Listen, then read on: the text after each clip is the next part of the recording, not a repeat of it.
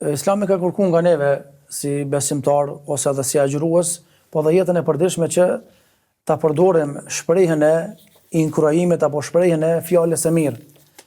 Dhe në historinë islame kemi raste të ndryshme, do thotë të kësaj natyre. Për shembull, kemi rastin e Imam Abu Hanifës me një dietar të madh të hadithit Ash-Sha'bi.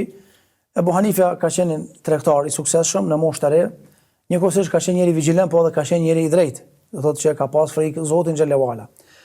Ky dietar Ash-Sha'bi ka parë Abu Hanifën që është njëri i ndershëm dhe i friksohet Zotit, por ka parë që ky njeri ka inteligjencë.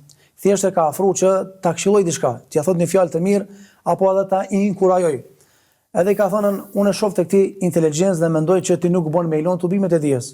Në rregull është, vazhdo tregtin, por ndaje një kohë nga jeta jote e përditshme që të prezantosh në tubimet e dijes, nga se mendoj që me këtë inteligjencë nesër do të bësh një njeri i madh.